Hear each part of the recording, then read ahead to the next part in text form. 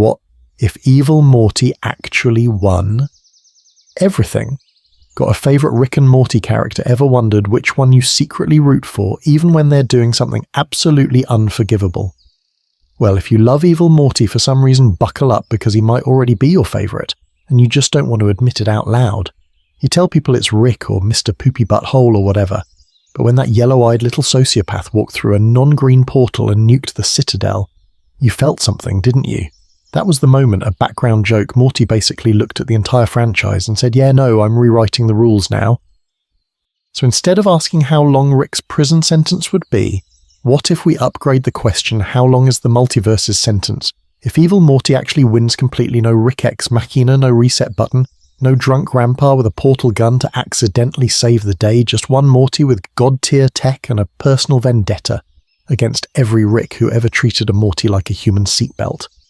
Remember his campaign speech at the Citadel when he said, "This seems like a good time for a drink," and then casually turned an entire Rick-run government into blender salsa that wasn't just a twist, that was a mission statement that was evil Morty, saying, I'm done being your emotional support sidekick, and I'm definitely done playing inside your central finite curve sandbox. Because once he blows that up, once he erases the wall that keeps Rick as the smartest guy in the room, he's not just escaping, he's sentencing reality to something way worse than jail. He's putting every universe on probation under the one Morty who hates Ricks enough to burn infinity just to feel safe. By the end of this video, we're going to hand down a full multiversal sentence under evil Morty's rule, politically, socially, existentially. Like actually walk through what day-to-day life looks like when the Citadel never comes back, when Rick-controlled governments collapse, when yellow portals become the new normal, and Rick isn't the apex predator, he's just another obsolete old man with an illegal gun that doesn't work anymore. And just to give you an idea of how far this goes, we're starting small. One traumatized Smith family, one Rick, who realizes he's not special, one Morty, who knows he was right to be scared of his own grandpa. Then we're scaling all the way up to cosmic fallout entities beyond Rick, noticing the central finite curve is broken and asking, hey, who let the Morty drive? Believe it or not, that's where it actually gets worse, because if you ask me, the scariest part isn't evil Morty winning, it's what moves into the neighborhood, once Rick isn't gatekeeping reality anymore, and I don't know, I'm kind of here for it. So yeah, this isn't just what if evil Morty escaped. This is what if he won everything and the universe had to live with it. Stick around, because we're about to count down the consequences from one ruined family dinner to a fully reprogrammed multiverse. Rules of the game: how we'll prosecute. Evil. Morty's victory. Alright, so if we're treating evil Morty's win like a cosmic legal case, we need ground rules. You're not just watching a what-if fan rant. You're basically on the jury for the trial of the entire multiverse versus one very salty Morty. Format twist first.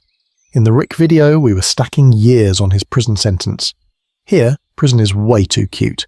Instead, we're going to be sentencing different parts of reality to specific fates under evil Morty's new order. One ruined Smith family? That's a light community service tier fate. A collapsed citadel and a galaxy-wide power vacuum? That's like maximum security with no chance of parole for existence. We're going to climb the ladder of consequences. We start small, personal and family level fallout. What does it actually look like when Rick loses narrative control and has to wake up knowing a Morty outplayed him? How illegal is it, morally speaking, to commit a hate crime against your own character archetype? Then we scale up to mid-level stuff. Galactic politics, the Citadel's collapse, all those Rick-run puppet governments suddenly losing their puppet master.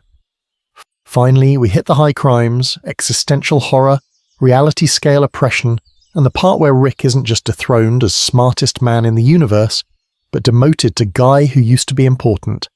To keep it honest, we need evidence. We're pulling straight from canon. The Citadel election where evil Morty weaponizes democracy. The central finite curve reveal where he hijacks Rick's whole cosmological operating system, and that yellow portal escape that basically screams, your green portal gun is baby mode. Then we're going to ask, what if he doesn't just peace out? What if he consolidates? No mercy, no reset button, no "oh geez Rick, it was just one episode." And yes, I have, believe it or not, spent the last 100 hours rewatching every frame of evil Morty, pausing like a maniac, reading fan wikis at 3 a.m, and role-playing as a multiversal lawyer who specializes in cartoon dictatorships. Is that a real job? Probably not. Would Rick respect it? Absolutely not. But you're stuck with me anyway. To keep you sane, this is going to be broken into clear segments with running totals of how bad things get. One emotionally shattered Morty, level bad. Collapsed intergalactic trade because the Citadel exploded, level bad. Oh cool, entities smarter than Rick can get in now, level bad. Every time we jump a tier, I'll call it out so you can mentally buckle up. We'll also have little legal explanation detours. What is the central finite curve actually doing? How does a power vacuum work when the people falling into it have doomsday tech and abandonment issues? Why is Rick losing narrative privilege basically a cosmic death sentence for his ego, even if he's technically still alive? Just to give you an idea of how deep we're going, we're treating Rick's main character energy like a constitutional right that just got repealed, and if you ask me, that's a hell of a crime in the universe. Next, let's start at rock bottom. One family, one Rick, one Morty, and the day they realise they don't run the story anymore. Rewinding the crime scene. Evil Morty's plan in 5 minutes. Alright, rewind the tape. Because to figure out what it means for Evil Morty to win, you've got to remember how he played the game in the first place. This isn't some one-episode gag villain. This kid is the multiverse's quietest war criminal. First stop, his debut. You remember the Evil Rick episode, right? Rick corpses everywhere, Morty's literally nailed to a psychic torture wall like a discount Hellraiser installation. And it turns out the real mastermind isn't the cyborg Rick, it's the Morty standing next to you. Evil Morty was hiding behind a mind control rig, using a fake Rick as a meat puppet while he harvested Morty Payne as camouflage. That's not a random crime of passion. That's premeditated, industrialized Morty abuse. And when it all falls apart, he just rips out the eye patch, melts into the crowd of traumatized Mortys, and walks away. No monologue, no arrest, no sentence. Just a long game quietly continuing. Fast forward to the Citadel election. The Citadel is basically Rick's illegal empire built out of Ricks and Mortys, with systemic inequality baked in. Factory Mortys, cop Ricks, elite council Ricks. It's a whole multiversal caste system in a space mall. Evil Morty looks at that and goes, cool, free campaign ad. He runs as candidate Morty, weaponizes every injustice Rick normalized, and sells himself as a reformer. He's the hope and change poster boy in a universe where hope is usually strapped to a disintegration ray. And the second he wins, he casually airlocks the Council of Ricks, hacks their security and wipes out the old regime like clearing your browser history. Believe it or not, he overthrows Rick's entire political structure with basically one election and a kill switch. Then we get the big law dump, the central finite curve. Rick didn't just explore the multiverse, he fenced it off. He built a cosmic firewall that only includes universes where Rick is the smartest guy alive and locks out any reality where he isn't top dog. The Citadel is literally built on that segregation system, like a space Vatican sitting on top of a rigged voting machine. Just to give you an idea of how controlling that is, every portal gun you've seen is basically a leash that keeps Rick inside his own curated sandbox. Season 5 finale, buckle up. Evil Morty hijacks the Citadel's portal tech, reroutes the green portal fluid, and turns the entire Citadel into a battery to break the curve. Golden portal fluid, collapsing hallways, Ricks and Mortys dying by the thousands while Rick drags his Morty out. Like a dad who just realized the amusement park is on fire. And Evil Morty? He stands there, perfectly calm, and steps through a yellow portal into a reality beyond Rick's walled garden. No more curve, no more guarantee that Rick is the apex predator of existence. That's what we saw. That's the escape. But what if he didn't just leave? What if, instead of walking away, he used that position, that knowledge of Rick's whole illegal multiversal scam to dismantle Rick's supremacy and start building his own regime from the ground up? If you ask me, that's where things get way worse. And I don't know. I'm kind of here for it. What the curve really was, Rick's invisible empire explained.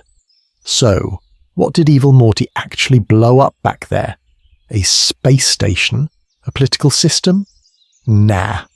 He nuked Rick's invisible empire. The central finite curve is basically Rick's cosmic cheat code, and you've been watching it in action the whole show without knowing it. Buckle up, because this thing is wild. Imagine the multiverse as infinite channels. On some of them, Rick is a sad middle school science teacher. On some, he never existed. On a few, he's dumber than Jerry. The curve is a giant reality sorting algorithm that says cool story delete to every universe where Rick isn't the smartest guy in the room. What's left? A curated playlist of Ricks who always win, always survive, and always get to act like consequences are for other people. Just to give you an idea of how illegal this is on a metaphysical level, it's like Rick committed identity theft against infinity. He didn't just become the main character of his universe, he filed a copyright claim on being the smartest across countless universes and DMCA'd any reality that tried to disagree. Think of it like Rick's social media feed. You know how your apps slowly learn you like cat videos and unhinged conspiracy threads? Rick's version is, show me only universes where I'm god tier and shadow ban anything that might hurt my ego. Any timeline where a Rick loses, grows, or, God forbid, isn't necessary. Blocked, muted, reported for harassment. The algorithm only serves him Ricks who confirm his brand. Reckless, untouchable, and smarter than literally everyone, including you. Now, legally speaking, the central finite curve is straight up multiversal apartheid. On one side of the wall you have Ricks, ruling class, armed, portal-gunned, running the Citadel like a smug space Vatican. On the other side, you've got everything and everyone that didn't make the cut. Gods, higher intelligences, universes where Morty isn't a trauma sponge. The curve is the segregation line, and the Citadel is the capital city of that regime, with Ricks writing the laws and Mortys serving as walking emotional body armor. So when evil Morty targets the curve, he's not just vandalizing Rick's favorite toy, he's attacking the metaphysical statute that says Rick is always right and always wins. That's the real crime he's going after. It's political, dismantling Rick's ruling class. But it's also deeply personal revenge from the one Morty who read the fine print and said, yeah, no, I'm not doing lifelong sidekick time for this sentence. If you ask me, that's a hell of a breakup. And once the curve is gone, Rick's supremacy is instantly invalidated. No more narrative plot armor, no more legal immunity from being outsmarted. Suddenly you've got smarter entities, rival powers, and worst of all for Rick, evil Morty's own systems ready to move into the power vacuum. The algorithm that always picked Rick just got turned off. And something way colder is about to start sorting reality next. If Rick isn't the apex predator anymore, who is? So what actually happens the second that curve shatters? You know that moment when all the alarms in a movie go silent at once, and you realise the real problem is what you asterisk can't asterisk here? Yeah, it's that, but for infinity. Instantly, all those walled-off universes Rick quarantined like cosmic malware start bleeding into each other. Imagine every prison door in reality slamming open at the same time, guards gone, cameras off, and the inmates realising, wait, we outnumber the wardens. For some reason, Rick thought putting a multiversal do not disturb sign around himself was smart. Evil Morty just ripped it off and chucked it into a black hole, and on the other side of that wall is not just Rick's but slightly different. You've got non-Rick super geniuses who never needed a portal gun to feel superior. Full AI civilizations that looked at organic life, did the math, and decided talking monkeys with laser guns are a rounding error. Godlike entities who don't need ships, because space asterisk moves around them asterisk. Rival scientists who treat time travel like we treat airplane Wi-Fi. All of them suddenly getting a notification that a whole fenced-off sandbox full of Ricks and Mortys just went public. How do they see Rick, not as the apex predator? More like a noisy, overconfident local species that's been hiding behind a multiversal firewall. Picture you're an ancient cosmic intelligence, and you discover this one bubble reality where the same drunk grandpa keeps rebooting the universe and calling it science. Rick isn't the legendary monster under the bed anymore. He's the loud neighbour whose fence just fell down, yelling about how he's the smartest guy on his block while the asterisk, city asterisk, wakes up. And believe it or not, that's the part evil Morty probably wanted. He didn't just commit the cosmic crime of blowing up the curve, he understood the asterisk sentence asterisk that came with it. Removing Rick's monopoly on being the smartest guy in the room is basically sending out an open invite. Hey, scarier things, free real estate over here? That yellow portal at the end of Season 5? That's not just a flex. That's him opting into a wider rule set Rick's tech couldn't even legally access. So why go through with it if you know you're about to turn Rick's protected playground into an interdimensional open carry zone? Because evil Morty isn't scared of competition. He's planning for it. If you ask me, he's betting that in a multiverse where Rick is just one more outdated variable, Morty becomes the rare resource. The one mind that already survived Rick's abuse, the Citadel's collapse, and the Curve's destruction. And I don't know, I'm kind of here for it. The real question is, what kind of multiverse is evil Morty trying to build when Rick isn't the main character anymore? If this was him just clearing the board, what exactly is he about to start playing? Local fallout. The Smith family, without their toxic plot armor. So what happens when you wake up and realize your whole family only survived because the universe was kissing your grandpa's ass? Yeah, buckle up, because the Smiths just lost their cosmic insurance policy. Under the Curve, this family was basically on an illegal warranty plan. They're the household attached to the Rick. The Rick who helped design the Citadel, who sat at the top of a multiversal pyramid scheme built on his own ego. That meant their Earth got quiet perks. Neutrino bombs that somehow don't go off. Galactic wars that reset by next episode, Cronenberg realities you can just abandon and replace.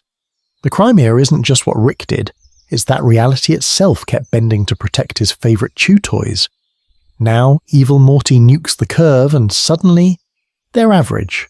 Their Earth is just Earth whatever. Their Rick is just another aging war criminal with a portal gun that, believe it or not, is now outdated tech.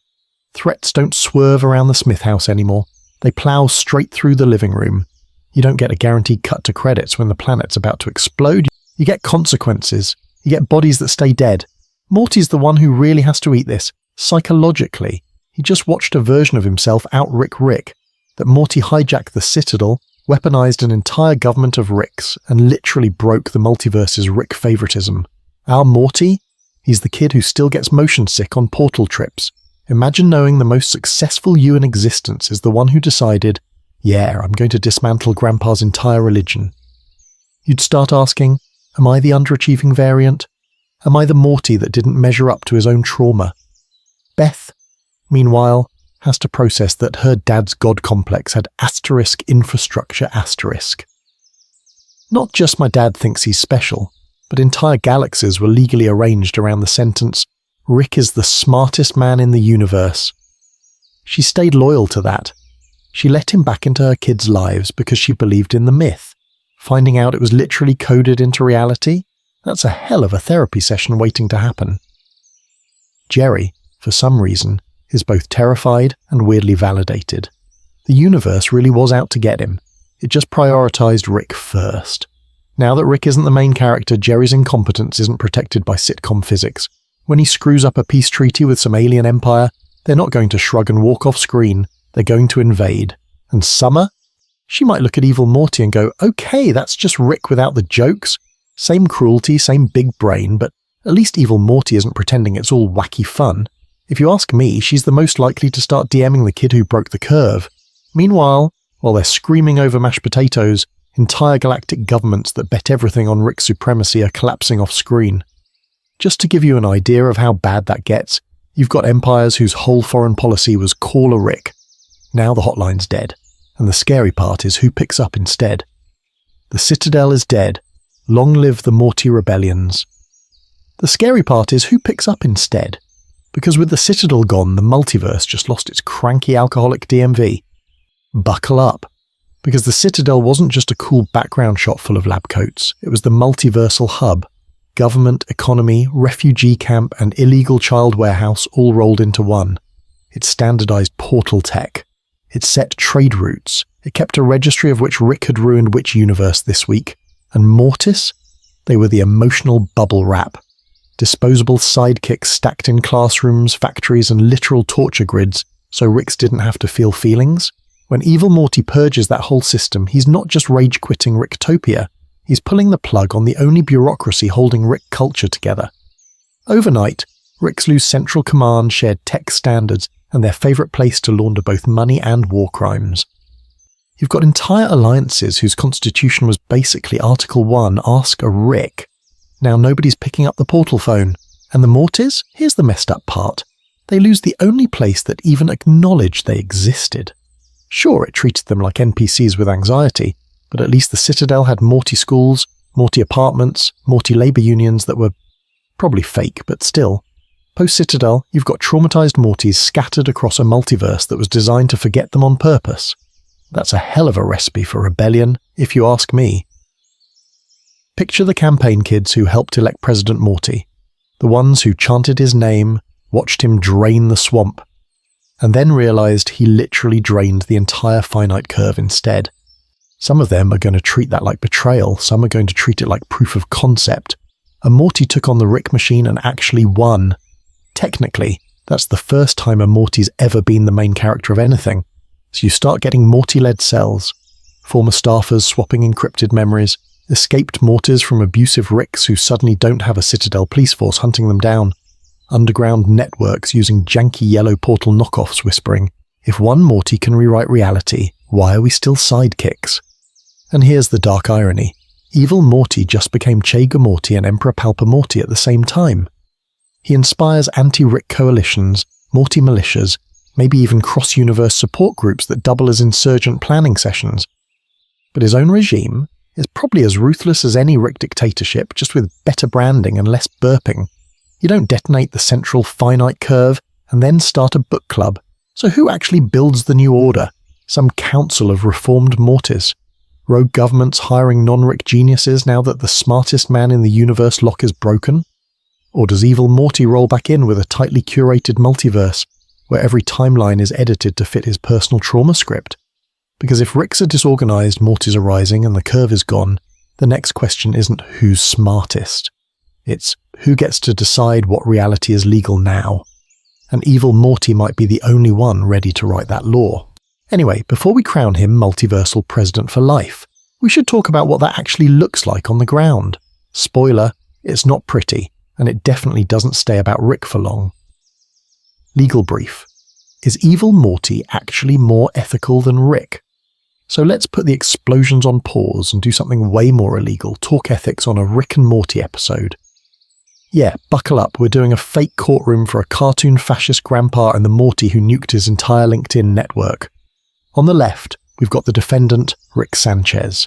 Charges, systemic exploitation of Mortys as living camouflage, reckless endangerment of entire civilizations, and running the central finite curve like a cosmic caste system.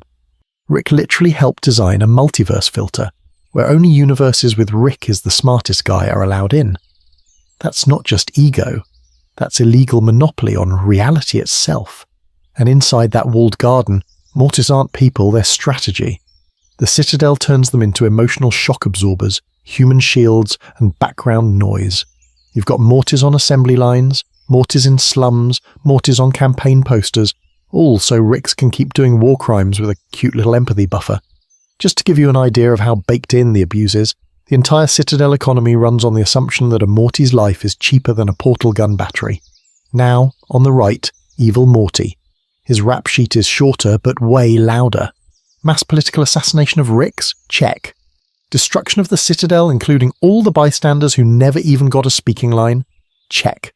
Dismantling the central finite curve and throwing infinite realities into chaos? Big, glowing, yellow check. He doesn't chip away at the system, he blows up the building. Legally that's terrorism, mass murder, and cosmic-scale property damage. Ethically, though, he's not randomly Cronenberging planets for a laugh. His violence is targeted at the structure that makes Rick untouchable. Rick is the charismatic repeat offender who keeps getting community service after genocides. Evil Morty is the extremist who walks into that rigged courthouse and says, "If every trial ends with Rick goes free, I'm just going to delete the courthouse." So here's the thought experiment. If evil Morty ends the systemic abuse of infinite Mortys by destroying the system that enables it, is he a worse villain than Rick, or a brutal reformer? You're trading infinite slow-motion child abuse for one cataclysmic surgical strike. From a cold calculus perspective, he's minimizing ongoing harm by maximizing one giant atrocity. You don't have to like it, I don't know, I'm kind of here for it as a debate. But you can't say it's random, and that's where you come in. Where would you rather live? In a chaotic multiverse ruled by Rick's selfishness, where every day is illegal but Grandpa always wins? Or in a controlled one curated by evil Morty's cold, calculated vision, where the abuse stops but the guy in charge openly hates people like you? If you ask me, that's a hell of a sentencing question. Anyway, we're not done weighing the bodies yet. Next we're going to push this victory to its logical extreme and see what evil Morty's better world actually looks like when you have to wake up and pay rent in it. Rick's ego collapse, when the smartest man becomes background noise. Okay, buckle up, because this is where the Rick is God fantasy face plants into cosmic reality. Rick's whole personality is basically one long LinkedIn headline, smartest man in the universe. That's not just ego, that's infrastructure. The central finite curve was literally a multiversal firewall that filtered out any reality where Rick Asterisk wasn't Asterisk top dog. It's like he built an internet where every search result is just him being right. And the messed up part? He never had to admit it was rigged, because inside that sandbox the statement was technically true. Now imagine him after evil Morty nukes the curve. At first, Rick doesn't know. Why would he? To him, the multiverse is just slightly more annoying that day. The portal gun starts spitting out weird yellow interference, coordinates that don't map to his old grids, error codes he didn't write. He runs diagnostics, rewrites the firmware, screams at it. Probably slaps Morty for breathing too loud. Nothing fixes it. Then he steps through. On the other side, he finds tech that doesn't use portal fluid, doesn't use his math, doesn't even recognize his energy signatures. Alien scientists glance at his gun the way you look at a flip phone. Oh wow, vintage! He tries to hack a security system, and the system quarantines him as outdated malware. Believe it or not, that's the first time in his whole illegal genocidal career that Rick Sanchez is the compatibility issue. His first reaction? Denial and rage. Classic Rick. He's going to call these universes poorly written, rant about continuity, complain that none of this counts. Then he does what he always does when reality doesn't flatter him. He tries to rebuild the prison. He starts sketching out a smaller central finite curve, a new fenced-off neighborhood where he can still be king of the idiots. Just to give you an idea of how fragile his ego is, the guy who mocked God for making a universe now tries to make a universe that worships him again. But the math doesn't close. The power required is insane. The variables don't cooperate. And every time he peeks outside his bubble, he finds someone smarter, stranger, or just over him. Entities that solved death. Civilizations that fixed fascism. A Morty equivalent who solved portal travel without ever meeting a Rick. That's the depressive spiral right there. Realizing his god-tier status was always a gated community, not a universal truth. Narratively, this is a full dethroning. In evil Morty's multiverse, Rick isn't the protagonist of reality anymore. He's background noise. One aging scientist, liver shot, hands shaking in a cosmos where his crimes are old case law and his tech is legacy support. It's a fate arguably worse than death for him, because he has to keep living long enough to see the reruns, so if he can't be the smartest, what does he pivot to? Rebel freedom fighter? Multiversal terrorist? Bitter mentor to kids who don't need him? Or just another old man yelling at a cosmic cloud that now belongs to evil Morty? I don't know, I'm kind of here for it. Because what he chooses next might be the one thing that finally makes Rick Asterisk actually Asterisk dangerous. Pattern break. Imagine waking up in evil Morty's multiverse. So let's cash that out. Forget Rick for a second, imagine it's you. You go to sleep in your boring little corner of the multiverse and you wake up in evil Morty's post-curve reality. No ominous music, no big exposition dump. Just your alarm, a headache, and a universe that quietly flipped the power structure while you were drooling on your pillow. You roll over, check your phone, and the first thing you see is a news banner. Day 87 of the end of Rick supremacy, market still volatile. Some talking head is arguing whether calling it a liberation is technically illegal hate speech against Ricks. Underneath the ticker scrolls, travel advisory, use of unregulated yellow portals strongly discouraged. Survivors report non-Euclidean jet lag. You haven't had coffee yet and reality already needs a patch update. Step outside and the propaganda war hits you in the face. One billboard shows evil Morty, haloed in golden portal light with the slogan, "He broke the curve. Now we break the chains." Right next to it, another ad paid for by some Rick loyalist pack. Don't trust the one who hates his own Rick. It's a hell of a commute when your bus stop is a moral referendum. Ricks, by the way, are not doing great PR right now. They're not untouchable gods anymore. They're former elites under investigation. You flip channels and see a Rick testifying in front of a multiversal tribunal, trying to explain why the Citadel wasn't technically a crime syndicate. In the alleys, other Ricks have gone underground, ripping off their lab coats, swapping portal guns for burner phones. Meanwhile, a whole subclass of desperate Ricks is kissing up to the New Order, recording teary apology videos about learning to center Morty voices, and in the shadows, you've got feral resistance Ricks jury-rigging unstable green portals, planning one last chaotic jailbreak from reality itself. Believe it or not, this is them on their best behaviour. Mortys are split right down the middle. Some of them are wearing little yellow portal pins, idolising evil Morty as the one guy who finally broke their chains. They share clips of the Citadel exploding like it's a reaction meme. Other Mortys look at that same footage and go, cool, so we traded one narcissist with a gun for another narcissist with the whole multiverse? They're terrified of becoming the new bureaucracy, assigned, categorised, weaponised as Morty assets in the next grand plan. And then there's the silent majority of Mortys who just want a normal life, a passing grade, and maybe 1 week where they don't get drafted into a cosmic civil war because their DNA screams sidekick.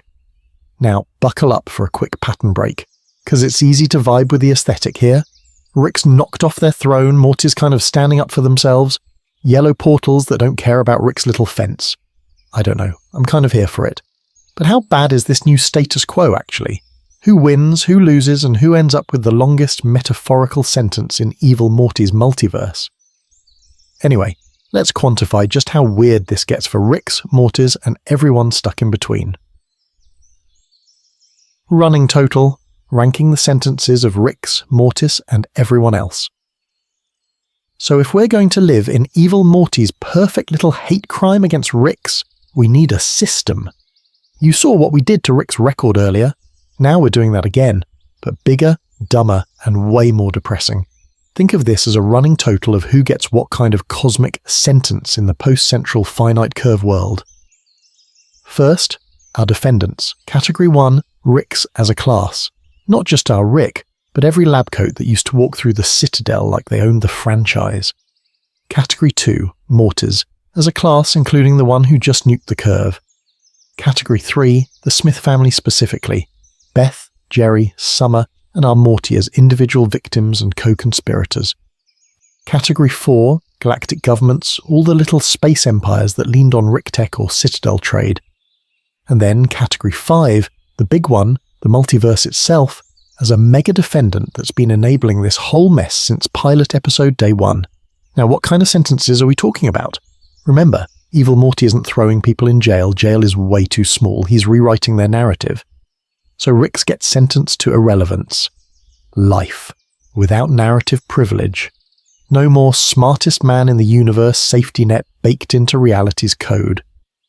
After the yellow portal goes live, every Rick is basically an old man with an outdated phone plan, wandering into a 6G universe. Mortys, on the other hand, gets sentenced to weaponized symbolism. Their time as actual people, time served. They already did their days as emotional support meat shields. Under evil Morty, their ongoing parole is to be a living warning label. This is what happens when you underestimate the sidekick.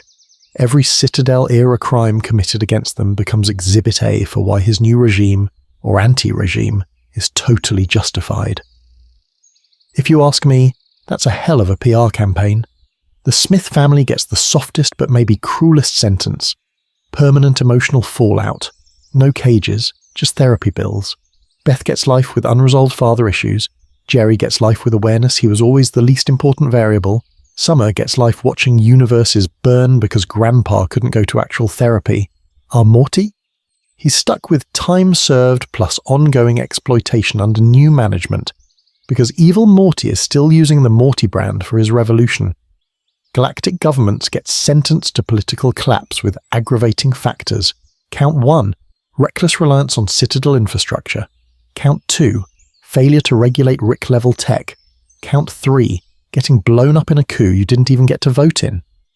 Their mitigating factor is they were never really in charge anyway. Rick and the Citadel were the real illegal shadow government. And the multiverse itself? That's our mega defendant. Countless counts of reality manipulation, conspiracy to commit existential crisis, an accessory to every Rick's crime by design.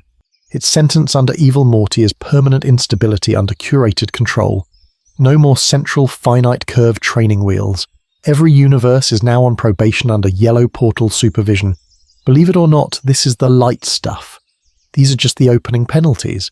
We haven't even gotten to the really disturbing high-level atrocities that rack up when Evil Morty starts meeting being smarter than Rick. So buckle up, because our running total is about to go from darkly funny to, oh, that's actually kind of illegal on a metaphysical level. Character sidebar. Morty versus Evil Morty. Who's the real protagonist now? Okay, before we go back to cosmic war crimes and metaphysical illegalities, we need to talk about the tiny guy in the yellow shirt. Because if Evil Morty actually won, the show quietly swaps main characters when you're not looking. Baseline Morty is a walking cautionary tale. He's the traumatized, reactive sidekick who keeps getting dragged out of math class so Rick can commit another multiversal crime. He whines, he panics, he occasionally snaps and yells at Rick, but most of the time he just absorbs damage. Emotional damage, physical damage, Cronenberg damage. It's survival, not strategy. Evil Morty is that same trauma but weaponized. Same basic ingredients, totally different recipe. Instead of crying in the corner of the Citadel, he runs for president, rigs an election, and uses Rick's own fascist bureaucracy as fuel to blow a hole through this central finite curve. One Morty drinks the abuse, the other turns it into a revolutionary ideology that says, what if we just delete Rick from being special? That's a hell of a glow-up, if you ask me. And here's where it gets nasty for our Morty. In a universe where Evil Morty wins completely, Morty's entire arc gets reframed. He's not the chosen Morty who grows under Rick's guidance. He's the underperforming variant of the one Morty who actually changed the multiverse. Imagine realizing you're basically the beta version of the kid who broke reality's Rick favoritism DRM. That's the kind of thing that keeps you up for days. You can almost map the feelings. Inferiority? Absolutely. Every time Rick calls him the Mortiest Morty, it stops sounding like affection and starts sounding like an insult. Resentment toward Rick? Definitely. Because who built the system Evil Morty had to destroy? Rick did. Every Citadel, every council, every dead Morty in a Rick's crossfire is basically on Grandpa's balance sheet. But then there's the really uncomfortable part, the twisted admiration.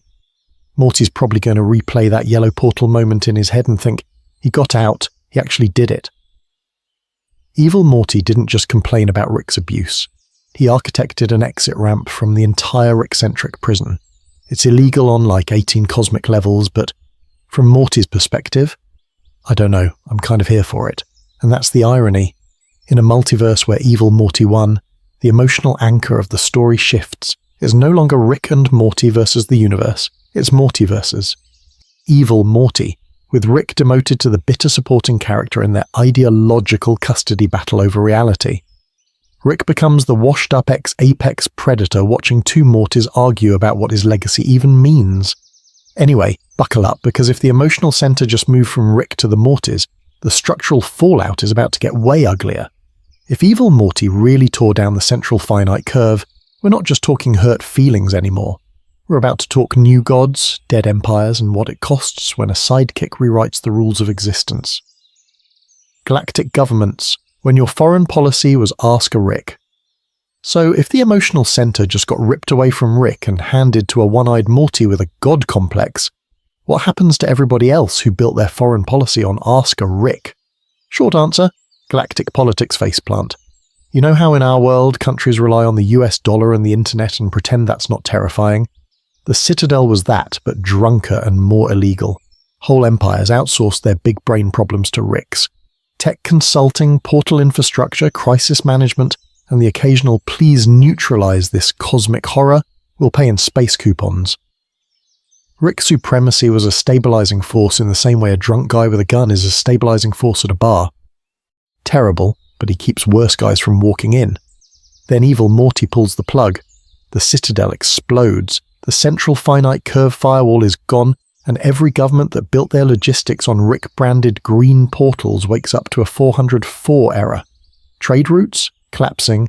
Interstellar shipping lanes that were synchronized across infinite Ricks suddenly desync. You've got freighters jumping into dead coordinates, customs stations with no portals, and entire economies that can't move food because their smartest guy in the room just got vaporized in a fascist floating city. And when you delete the regulated portal network, you don't get peace, you get Craigslist. Portal black markets explode overnight. Former Citadel engineers start selling bootleg green guns out of asteroid basements. Cartels are literally carving holes in reality to move contraband and refugees. Some planets try to nationalize their local Rick tech, only to realize the guy who maintained it was a Morty intern who thought firmware was a type of underwear. That's evil Morty's opening. He's not going to fix it, he's going to monetize it. With yellow portal tech that doesn't care about Rick's old rules, he can walk into a panicking regime and say, "Nice civilization you've got there, shame if it stayed landlocked forever.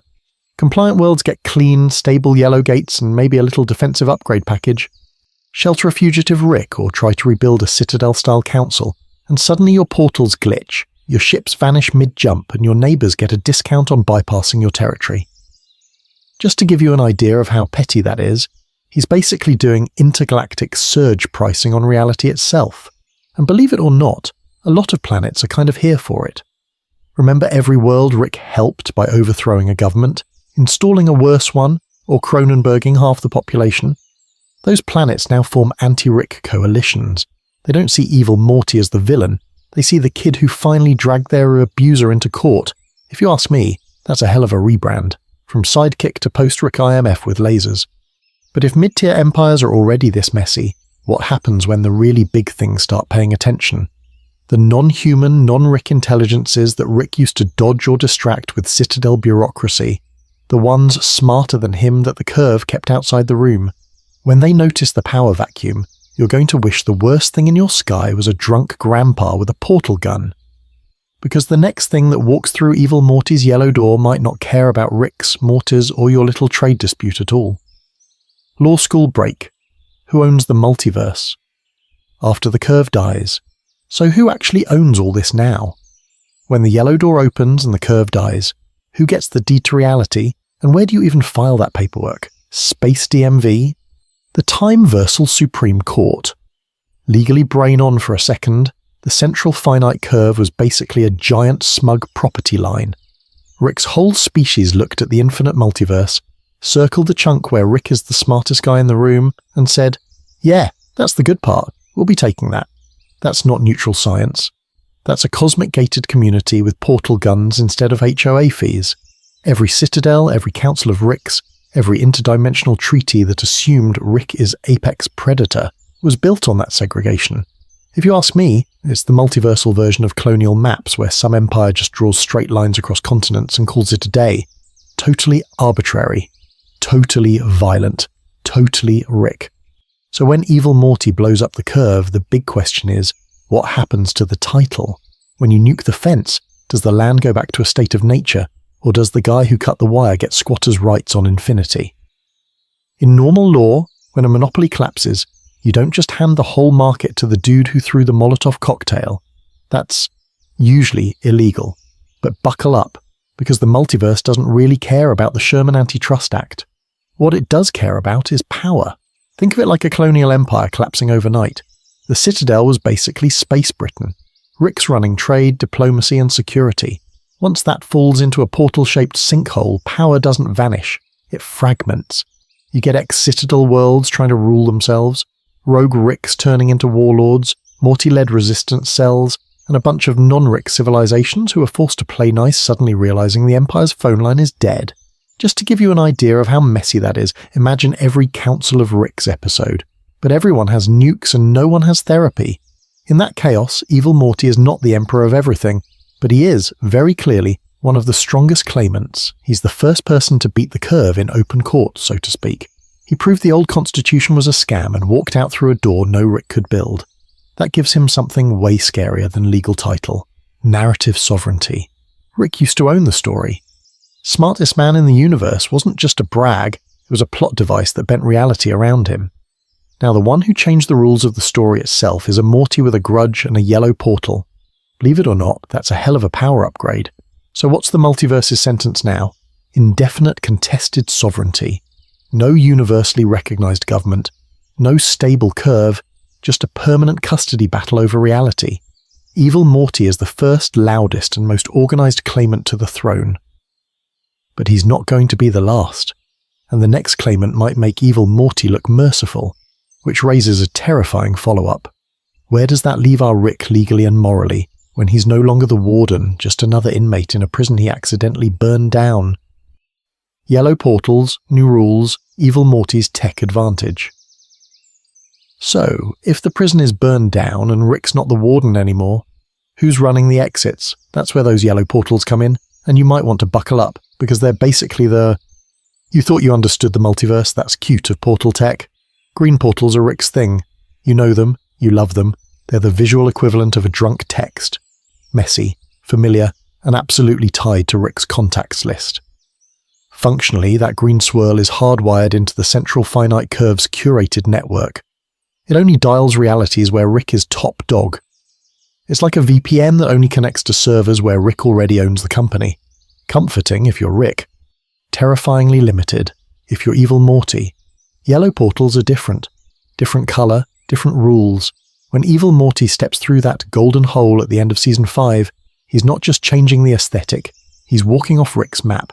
That yellow implies access beyond the curve's walled garden into universes where Rick isn't the smartest, isn't the apex predator, and might not even have invented indoor plumbing, let alone a portal gun. Rick's green gun is basically illegal now in a cosmic sense. It tries to call a routing system that Evil Morty just shredded. So what can yellow tech actually do? For starters, it can jump to realities Rick's never curated, never censored, never child-proofed for their own egos.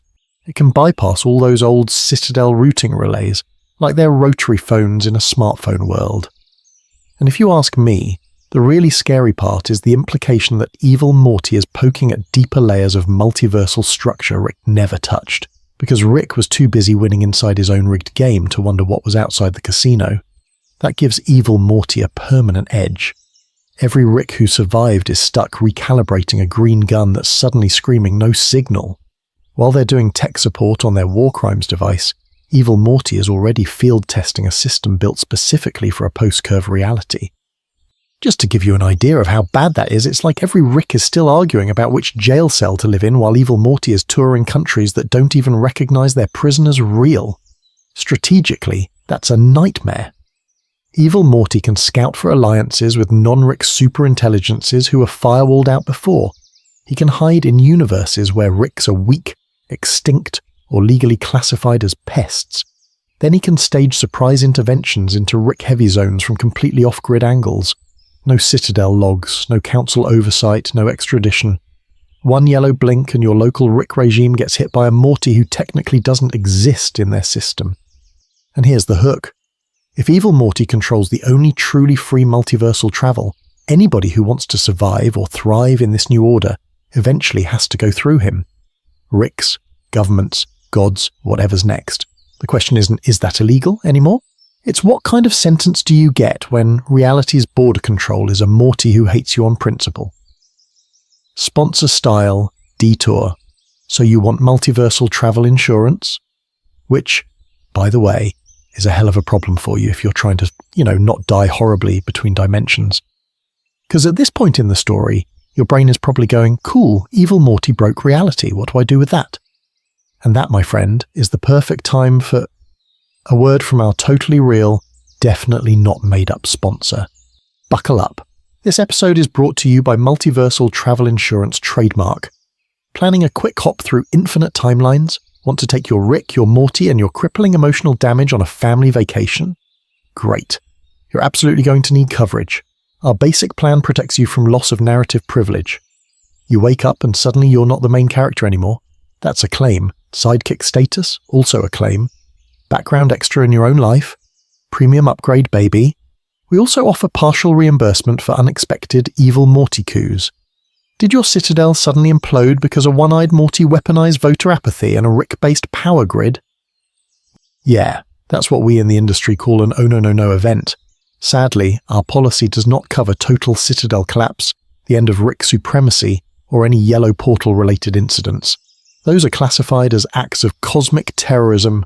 You can read about it in the tiny fine print none of you are ever going to read. Just to give you an idea of how bad it is, we had a whole product line for Rick-related collateral damage.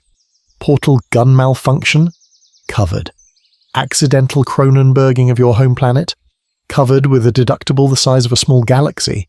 Getting abandoned in a replacement dimension because your original timeline is unlivable now? Technically covered as relocation assistance. But once evil Morty punches a hole straight through the central finite curve and walks into a multiverse where Rick isn't top dog anymore, yeah, actuarial tables just explode. The risk models literally catch fire.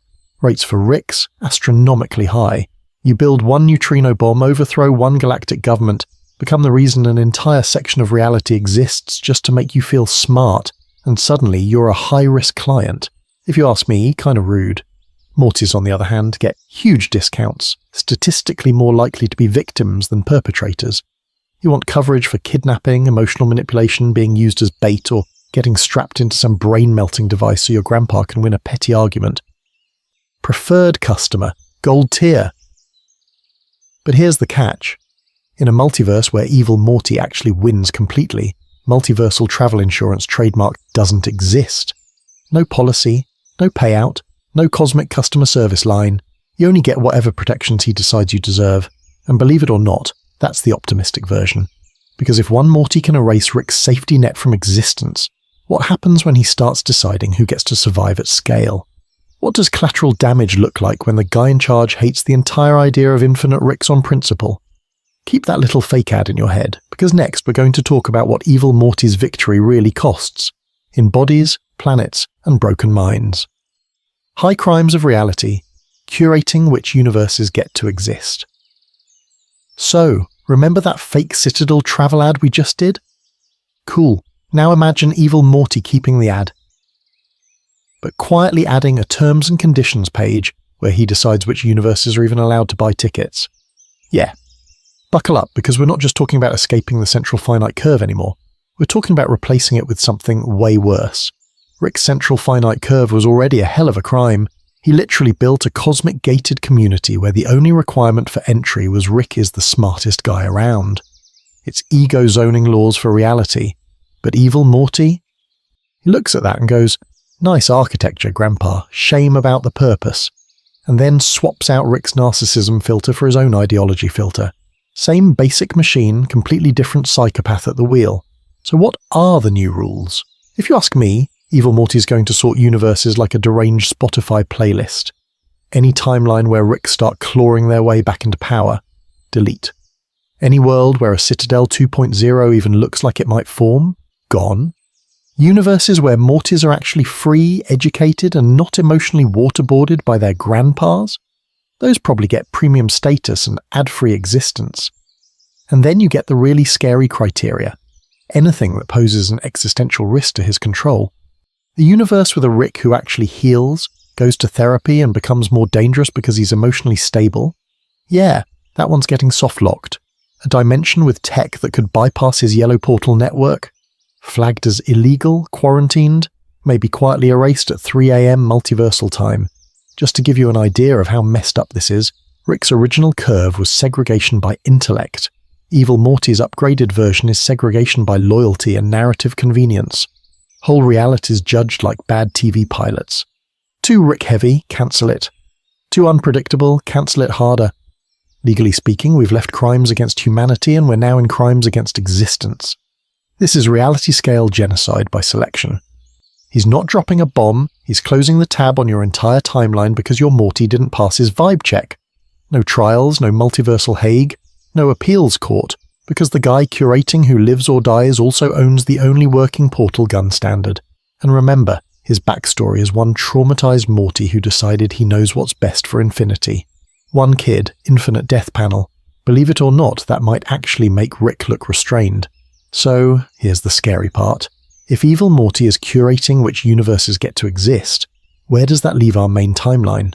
Are we a protected exhibit, or a future deletion?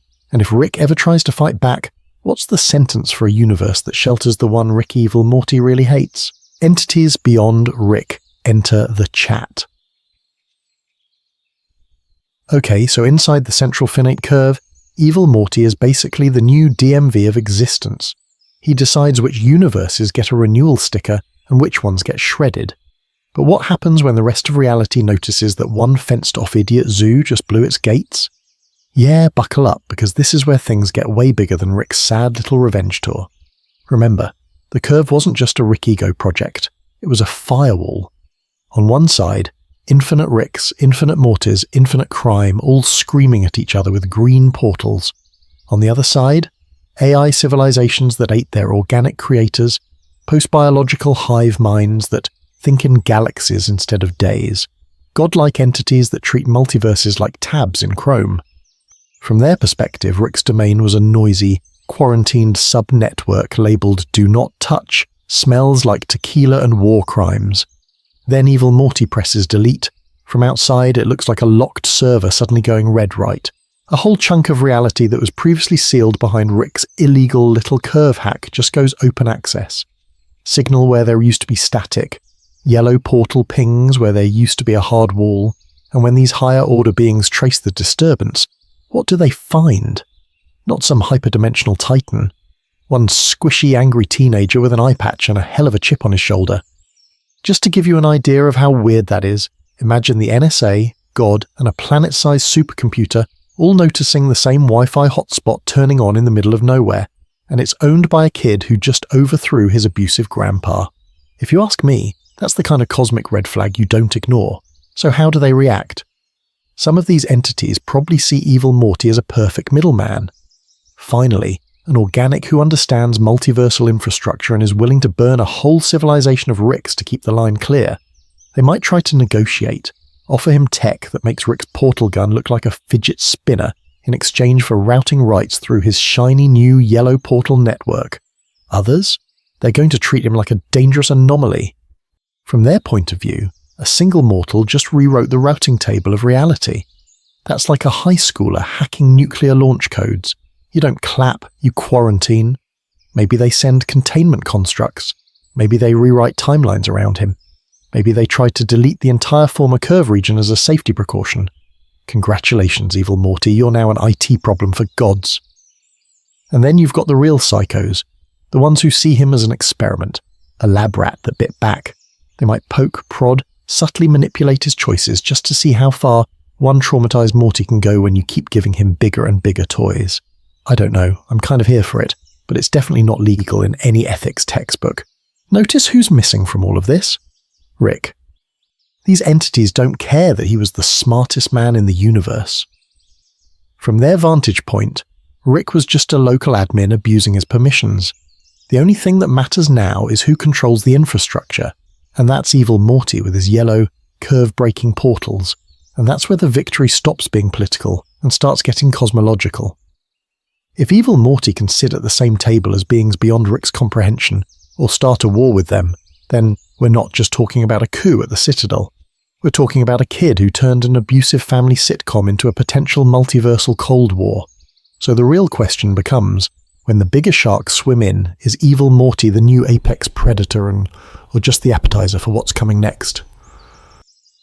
Psychological war, evil Morty's long game torture of Rick. So if the bigger sharks are out there now, what does evil Morty do with the one old shark he already knows how to gut? Buckle up, because this is where his victory stops being political and starts being personal, and Rick's psyche basically becomes the crime scene. Evil Morty has Rick's psychology down to a science. We've already seen the Morty torture wall, an entire art exhibit of Ricks turning their sidekicks into chew toys. We've heard that Citadel speech where he drags Ricks for building a multiversal pyramid scheme just to stay on top. This kid didn't just study Rick's brain, he wrote the user manual. He knows Rick's weak spot isn't his body. It's his ego, his narrative, that I'm the main character of existence delusion he clings to like a flask. So what does long game torture look like when your victim is a narcissistic super genius? You don't shock him, you obsolete him. Imagine evil Morty giving Rick curated glimpses into yellow portal universes where Rick is background noise. Worlds where Mortys thrive in labs Rick never built. Mortys running councils. Mortys solving problems Rick couldn't crack. Just to give you an idea of how nasty this is, that's like forcing Rick to binge-watch infinite timelines of What If I Was the Deadbeat Side Character on loop. Then you crank it up. Evil Morty engineers encounters where beings Rick used to dismiss as idiots openly mock him. Alien scientists who used to fear the Rickest Rick now treat him like a retired YouTuber trying to reboot his channel. Oh, you still use green portals? Cute. It's not technically illegal, but in our faux legal framework that's psychological waterboarding.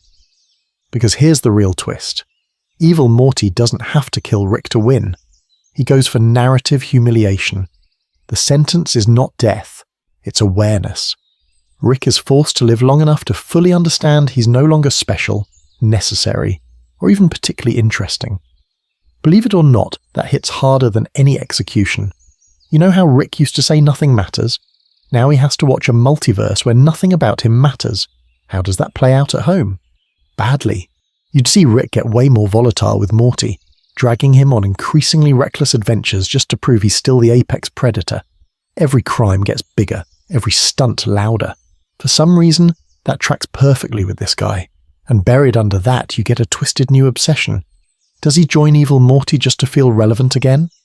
Or try to destroy him so at least he dies fighting something worthy? In our little cosmic courtroom, that's cruel and unusual punishment on a scale no human judge could sign off on. Rick isn't sentenced to prison. He's sentenced to a front row seat to his own obsolescence, curated by the one Morty who hates him most. And if you ask me, I don't know, I'm kind of here for it. But what happens when Rick finally snaps and decides the only way to matter again is to break the new multiverse Evil Morty built? Smith family on trial. Do they side with Rick or Evil Morty? So Rick's ready to go full midlife crisis on a multiversal scale. But before he throws hands with Evil Morty's new order, we've got one tiny problem. The Smith family. You know, the people he's been emotionally speedrunning for years. Yeah, they're kind of on trial now too, whether they like it or not. Start with Beth, horse surgeon, abandonment issues, professional Rick apologist. She spent her whole life believing her dad was this tragic, misunderstood genius, not the guy whose entire personality was literally subsidized by a cosmic apartheid system that only allowed universes where he's the smartest man alive. Evil Morty didn't just blow up the Citadel, he basically leaked the receipts. So Beth has to ask, was my childhood just collateral damage in Rick's illegal multiverse monopoly? She can either double down on loyalty or admit that the man she defended at every family dinner was propped up by a horror show. Believe it or not, that's a hell of a therapy session. Then you've got Summer. Summer has always been weirdly good at reading power structures and gaming them. She saw the Citadel, saw the Council, clocked the fascism in about 3 seconds. In a post-central finite curve reality, Evil Morty is at least honest about what he's doing. No fake council, no pretend democracy, just, I broke the Rick machine and I'm not sorry. Summer looks at that and probably goes, okay, terrible, but efficient. She's the one who would DM Evil Morty like, hey, I'm not saying I agree, but can we negotiate Wi-Fi and bodily autonomy? You can easily see her as the first Smith to collaborate, or at least to stop calling him evil out loud. Jerry, on the other hand, is living his worst crossover event. This is a guy who was scared of the Galactic Federation and a talking cat. Now the multiverse is run by the most competent Morty in existence, and Rick is sulking because he's not special anymore. Jerry's survival brain goes, which god is least likely to vaporize me for asking a dumb question? He's terrified of both, but he also knows Rick personally, which, if you ask me, is not a great reference. So he might latch on to whatever local bureaucracy grows out of Evil Morty's new order, filing forms, praising stability, pretending this isn't all wildly illegal on a cosmic scale, just to shave a few metaphorical days off his life expectancy. And Morty's stuck between the abuser and the arsonist. Stand with Rick, the grandpa who used him as a human emotional support animal while running a multiversal crime syndicate? Or side with Evil Morty, a version of himself who looked at that same system and said, cool, I'm going to burn the ladder and everyone on it. Both options are morally radioactive. If Morty backs Rick, he's defending the old tyranny. If he backs Evil Morty, he's co-signing a new one. Just to give you an idea of how broken this choice is, the most ethical move might be walking away from both. And that's the real verdict. Whichever way the Smiths lean, their timeline becomes either a symbol of resistance Rick can rally behind, or a shiny little trophy universe Evil Morty keeps on the shelf. So when the knock comes on their door, Rick with a portal gun in one hand and Evil Morty's new laws closing in from the other, whose side do they pick? And who's actually picking for them? Resistance is futile, Ricks. Try to fight back, because while the Smiths are arguing about whose side they're on, the Ricks who already picked a side are getting hunted. Got a genius revolution? Got a multiversal police state run by the Morty you'll bullied? Buckle up, because the Rick Rebellion is going to be a hell of a sad little epilogue. The Citadel is gone, the central finite curve is shredded, and what's left of Rick kind is basically a bunch of retired war criminals trying to start a group chat.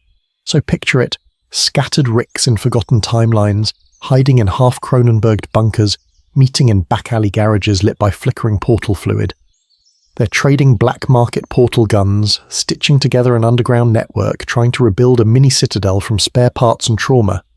They swap hack coordinates, whisper about Curve 2.0, and sketch whiteboard plans to re-wall off reality so Ricks can be the apex predators again. It's like a support group for guys whose favourite crime was being God. Problem is, their tech is literally built for a universe that doesn't exist anymore. Green portals were designed to bounce around a curated zoo of Rick-dominated realities. Evil Morty's yellow portals? Those are jailbreak keys for the whole cosmic prison. He's playing 4D open world. They're stuck trying to reinstall Windows Citadel Edition. Every time a Rick opens a green portal, he's basically turning on a neon I'm obsolete sign for anything smarter and nastier outside the old curve. And ideologically, they're cooked. Imagine a Rick trying to recruit you with "we're fighting for freedom and equality," while standing on a pile of dead Mortys and Citadel voting records. You really going to join the resistance that used to literally farm your demographic as sidekicks and emotional support punching bags? Even the Ricks who feel bad now are at best ex-slavers with a rebrand. If you ask me, that's not the winning PR move. Evil Morty knows this, and he's petty enough to weaponize it. Believe it or not, the easiest way to break Rick cells is with more mortars. Loyal yellow portal mortars infiltrate safe houses, pretend to be scared, soak up intel, then beam it straight back to the guy who wrote the playbook on manipulating Ricks. He can spoof portal signatures, feed them fake coordinates, let them win a skirmish that was staged, then broadcast their failure across 1,000 timelines as a warning. Join Rick, get wrecked. Just to give you an idea of how one-sided this is, the entire class of Ricks basically gets sentenced to permanent insurgency. No peace deal, no amnesty, just endless guerrilla warfare against the one Morty who learned every trick from every version of you and upgraded it. They're always going to be rebelling, always losing, always one step behind a kid they trained to be disposable. I don't know, I'm kind of here for it. And if that's the fate of Infinite Ricks, what happens to the one Rick we actually follow when evil Morty finally turns his full attention back to him? Lore explainer. Is ending Rick's tyranny worth the cost?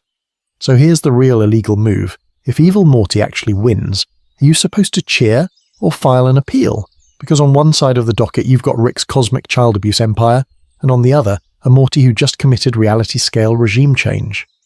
Yeah, buckle up, we're doing ethics court.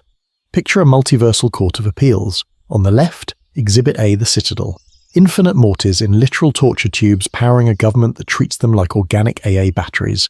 Systemic kidnapping, unlawful imprisonment, cruel and unusual everything. If you ask me, that's a class action nightmare waiting to happen. Evil Morty blows it up and shreds the central finite curve, which was basically Rick's illegal zoning law that said, only universes where I'm top dog are allowed. On paper, that's a hell of a plea bargain, and the organised suffering of every Morty trapped under Rick's curve, in exchange for one giant act of multiversal terrorism.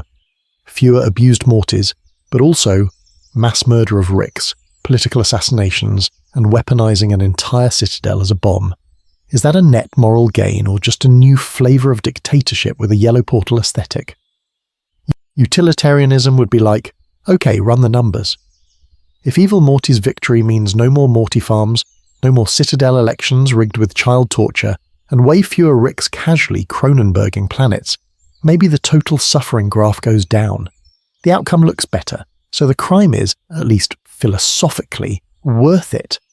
But a deontologist walks in, slams the briefcase and goes, yeah, you can't just vaporize a multiversal city and call it self-defense. Mass slaughter, mind control and reality manipulation are still illegal moves, even when your victim is Rick Sanchez. Now imagine witness testimony. Universe 1 takes the stand. We used to live under a Rick who treated us like NPCs in his trauma speedrun. Evil Morty broke the curve, Now Rick's not untouchable, and we're finally not props. Universe 2 shuffles up.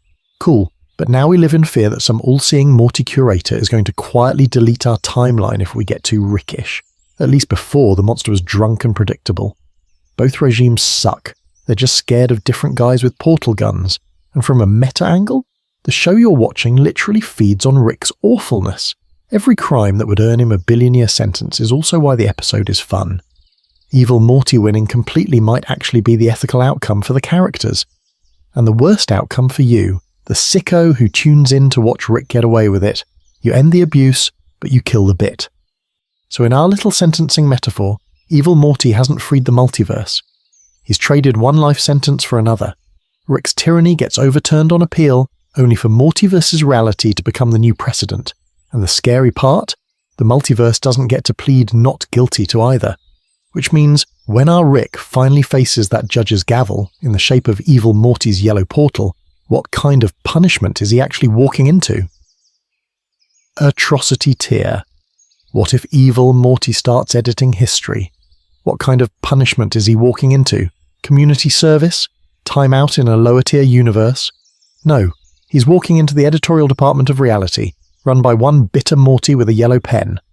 And buckle up, because once Evil Morty stops just travelling through universes and starts editing them, the central finite curve era starts looking like the good old days. Green portals are like highways. Yellow portals? That's route access. Evil Morty isn't just hopping from universe A to universe B, he's scrolling the timeline like a YouTube scrub bar. Rewind 10 years. Pause on a key decision. Cut. Paste into a different branch. He can splice out an invasion, delete a discovery, or straight up overwrite a cause so the effect never happens. Imagine Rick's neutrino bomb episode, but Evil Morty just clips it from history so no one even remembers what terrorism is in a Rick context. Now take that power and point it directly at Rick's legend. You know all those rare moments where Rick accidentally does something heroic? Evil Morty can go back and say, yeah, that never happened. Universes where Rick defeated the Galactic Federation? Re-edited so the Federation either wins or never existed, and Rick just rots in some anonymous cell. Worlds where Rick bonds with Morty, cries in a garage, maybe flirts with being a better person.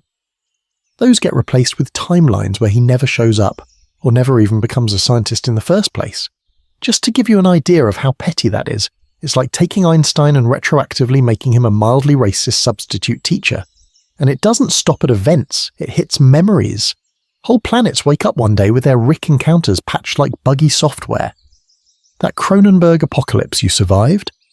Now it's a weird dream you half remember from middle school. Mortys who were chewed up and spat out by their Ricks suddenly remember kind, supportive grandpas, or remember nothing at all. The Smith family can have an entire domestic history where Rick never walked back through that garage door, or a version where every horrible thing he did is reframed as noble sacrifice. Is it illegal to gaslight an entire multiverse? If you ask me, it should be. Here's the existential horror. How do you resist a regime that can rewrite not just where you are, but what you remember? You organize, you rebel, you testify. And then Evil Morty hits Control+Z on your whole movement. One day you're a freedom fighter, next day you're a dentist who's always felt oddly tired. You can't even trust your trauma because the editor-in-chief of existence keeps doing rewrites. At this point, the sentence stops being years or days. The multiverse is condemned to an open-ended editorial contract with one Morty who for some reason got sick of being the punchline and decided to become the publisher. Rick isn't just dethroned, he's redacted. And I don't know, I'm kind of here for it as a concept, because it's a hell of a punishment. Eternity in a reality where Evil Morty decides which versions of you are allowed to exist. But what happens if even that isn't enough for him? Numerical meltdown, adding up the multiverse's punishment. What happens is we stop thinking like fans and start thinking like a really petty cosmic judge. Because if Evil Morty wins all the way, this isn't just revenge, it's sentencing. So let's actually add up what we've handed out. Rick's first, every flavour, every haircut, every midlife crisis lab coat.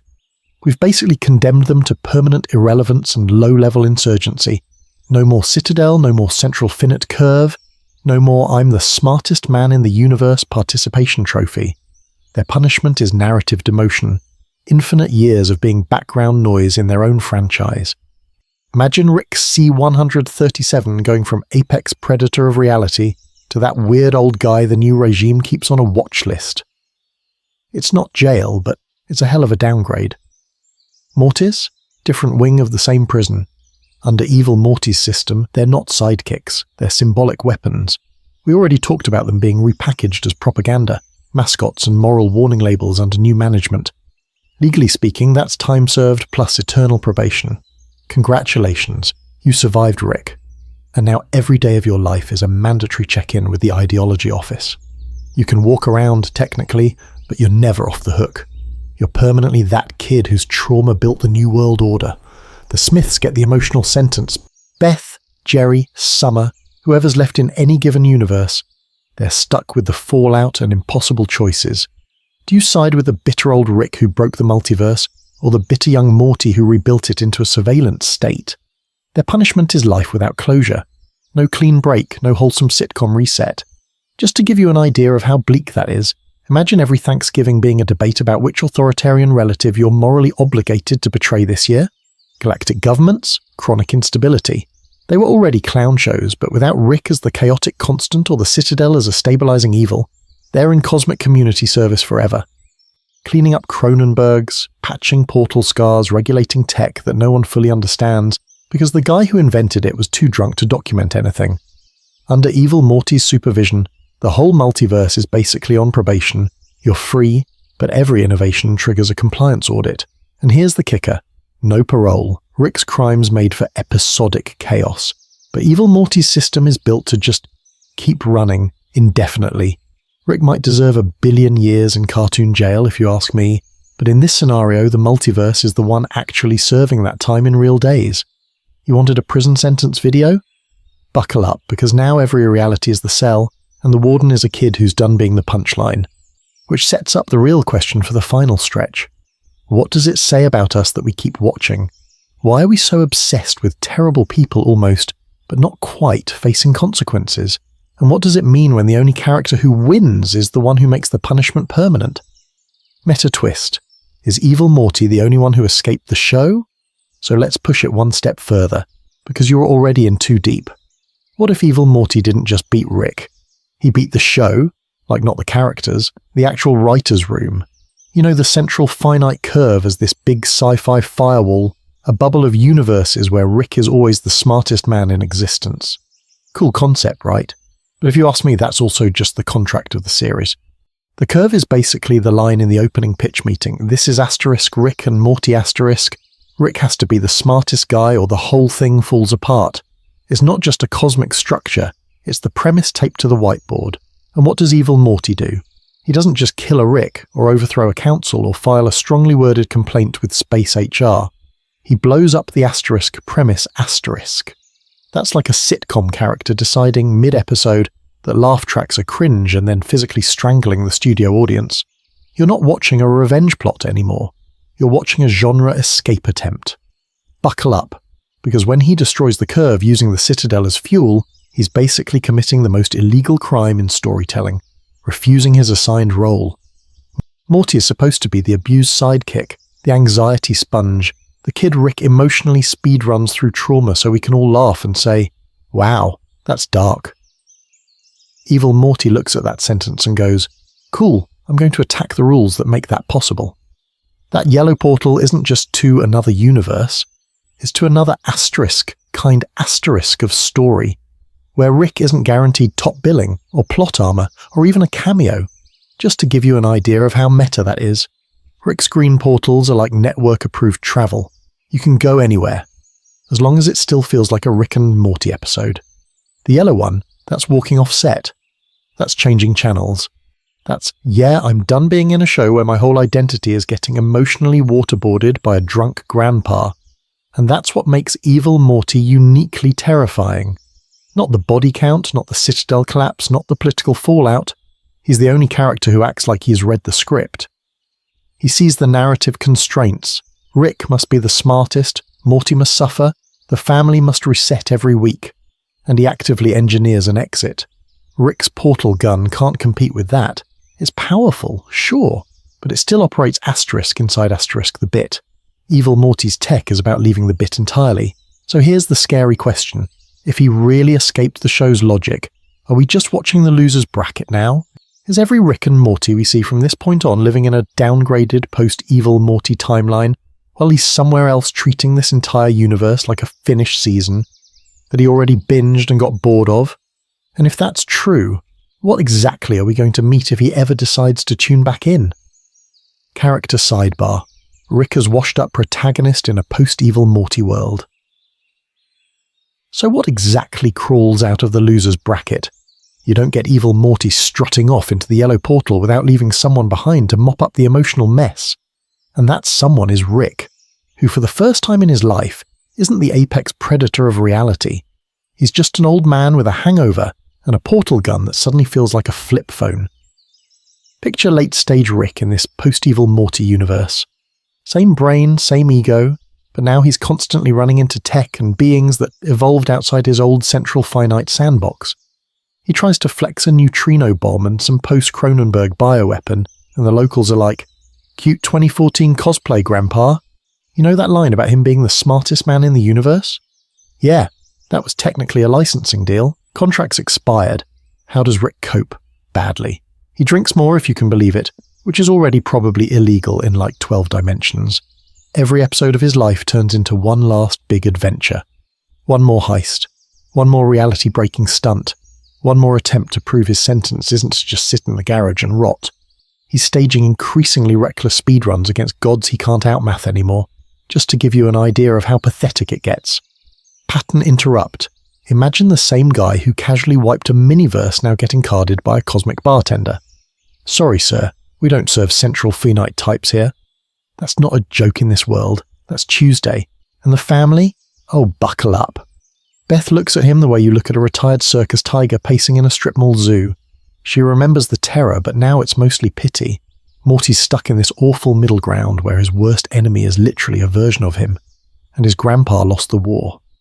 He loves Rick, he resents Rick, and he can't shake the fact that Evil Morty did what he always secretly wanted: break the Rick-shaped cage around his life. Summer? She's over it. She rolls her eyes at every one last job speech like it's a midlife cosmic crisis TED Talk nobody asked for. She's seen too many timelines where Rick's drama gets everyone killed. Jerry is honestly just thrilled when Rick isn't blowing up the garage or committing some new intergalactic crime in the driveway. In a universe where Evil Morty rewrote godhood, Jerry's big win is being left alone with the TV. The tragic comedy here is that Rick finally faces consequences, but not in a courtroom with a clean sentence and a cool mugshot. His punishment is slower and way meaner. The universe moved on. The Citadel's gone, the central finite curve is scrap metal, and the only person who truly beat him is a grandson he took for granted. If you ask me, that's a hell of a downgrade from infinite tyrant to guy who used to be important. And that's where I kind of love this version of the story. All the cosmic scale, all the multiversal politics, and we end up back with one washed-up scientist in a cluttered garage, trying to figure out who he is when he's not a god. The next question is simple and brutal. What does Rick Sanchez do when the universe finally stops revolving around him? High-level verdict, who's the real villain of the multiverse? So who's actually the villain when the universe stops revolving around Rick? The washed-up narcissist in the garage? Or the Morty who burned down God's throne room and walked away? Yeah, buckle up. Because this is where the multiverse turns into a philosophy exam written by a war criminal. Let's start with the obvious. Rick is not the good guy. Never was. This is the dude who literally helped design a cosmic caste system where every reality is filtered so that one guy, a Ricker, is on top. The central finite curve is just a fancy way of saying, I made infinite universes where I'm the main character and everyone else is supporting cast. He builds the Citadel, packs it with disposable mortars, and treats them like walking emotional noise-cancelling headphones.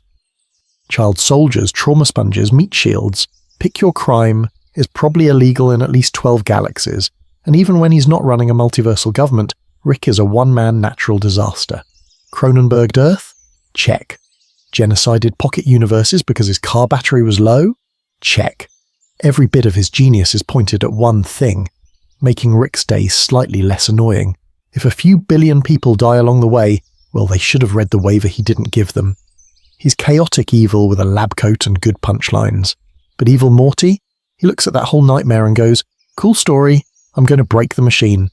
His rap sheet is a different flavour of awful. He doesn't just kill a Rick. He slaughters Ricks by the thousands, weaponizes the Citadel, and uses their bodies as literal fuel to blow a hole through the curve. That yellow portal isn't just a cool aesthetic choice. It's him saying, "I hacked reality and turned off Rick's admin privileges." And once he's through, he's not some freedom fighter sipping margaritas. He's potentially curating realities, editing which universes get to exist. If Rick built a rigged casino, evil Morty walks in, shoots the dealer, and then becomes the casino. Cold, calculated, systemic evil. Rick accidentally builds structures of oppression because he's selfish and bored. Evil Morty consciously replaces them with his own. So who's worse? The chaotic abuser who keeps breaking toys, or the quiet kid who studies the pattern, flips the table, and then writes new rules in blood? If you had to live under one of them, whose regime are you picking? Rick's messy, drunk, wildly unsafe universe where at least the chaos is random? Or evil Morty's clean, optimized multiverse where your entire reality can get soft-deleted because it doesn't fit his spreadsheet? And does that answer change once evil Morty wins completely and Rick isn't special anymore? When the old tyrant is depowered and the new one controls the operating system? Believe it or not, I don't know. I'm kind of here for the moral headache. So, what do you think? Is evil Morty the real villain, the necessary evil, or the only one who finally handed Rick a sentence the show never would? Stick around, because next we're going to push that question way, way too far. Final tally. The multiverse's life sentence under evil Morty.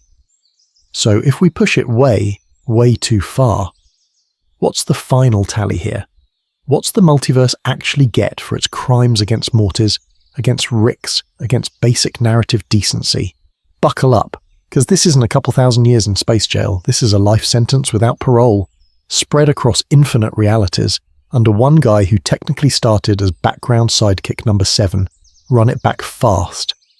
First, the Smith family quietly loses their plot armor. Cronenbergs, divorces, dead Ricks, buried bodies in the backyard, actions stop resetting and Morty learns actions have receipts.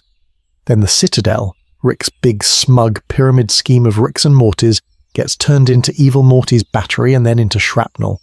That's the central government gone. Out of the rubble you get Morty rebellions, Rick refugees and galactic chaos as every world that outsourced its politics to some Rick on the Citadel suddenly has no tech support. Into that power vacuum march the non-Rick entities, smarter aliens, pissed-off federations, weaponized story parasites, whatever was waiting outside the central finite curve. And at the center of it all, you've got evil Morty with a yellow portal that doesn't care about Rick's old borders, probably editing reality like it's a Google Doc. Just to give you an idea of how broken that is, Rick spent his whole life building a wall around universes where he's the smartest. Evil Morty deleted the wall and stole the keys to the front gate. So what's the metaphorical sentence? The multiverse is basically doing forever under house arrest, but the house is every dimension and the ankle monitor is one Morty. He controls travel, he controls curation, what realities you can even get to. If he starts tweaking timelines or pruning histories, he's controlling whoever existed long enough to commit a crime in the first place. That's not a government. That's a cosmic moderator with ban powers set to permanent. And remember how this whole channel started with how long would Rick's prison sentence be? We tried to run the math here. We really did.